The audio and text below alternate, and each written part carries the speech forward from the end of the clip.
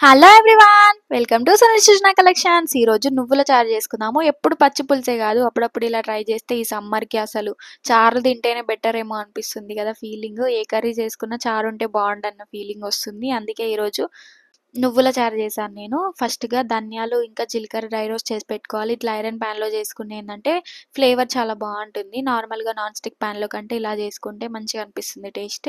తర్వాత నువ్వులు కూడా కొంచెం ఎక్కువగానే వేసుకొని ఇట్లా చిట్పట అనేలాగా వేయించుకున్న తర్వాత అవి కూడా మిక్సీ జార్‌లో వేసేసుకొని చల్లారనివ్వాలి.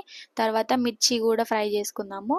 ఇవి ఇలా కాకుండా కట్టెల పొయ్యి పైన ఫ్రై చేస్తే ఉంటుంది టేస్ట్ చాలా అస్సలు అమృతం అంతే. ఎంతైనా న్యాచురలే గదండీ! అండ్ తర్వాత వెల్లుల్లి కూడా యాడ్ చేసుకొని మిక్సీ జార్‌లో ఈ మిర్చి మంచిగా నేను చూపిస్తున్న విధంగా ఫ్రై అయిన తర్వాతకి మిక్సీ జార్‌లో వేసేసుకొని సాల్ట్ వేసేసుకోవాలి. అవి చల్లారిన తర్వాత మిక్సీ పట్టుకోవాలి. మీకు మరీ మెత్తగా రాకపోతే కొంచెం వాటర్ యాడ్ చేసుకోండి. తర్వాత పోపు పెట్టేసుకోవడమే.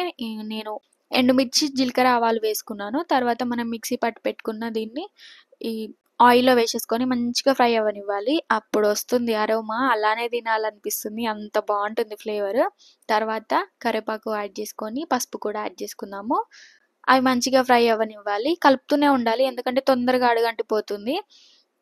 నేను చూపిస్తున్న విధంగా మంచిగా ఫ్రై అయిన తర్వాత కొత్తిమీర కూడా యాడ్ చేసుకోవాలి. అంటే అందులో లాస్ట్‌లో కూడా కొద్దిగా యాడ్ చేస్తాం కదా! అందుకే ఫ్రై చేసేటప్పుడు కొంచెం యాడ్ చేశాను. అది ఫ్రై అయిన తర్వాత మనం గుజ్జు తీసి పెట్టుకున్న చింతపండు చారుని ఇందులో వేసేసుకోవడమే. స్టవ్ ఆఫ్ చేసి వేసుకోవాలి.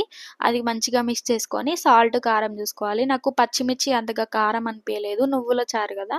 సో, అందుకని కొద్దిగా కారం యాడ్ చేసుకొని ఆనియన్ ఇంకా కొత్తిమీర కలిపి యాడ్ చేసుకున్నాననమాట.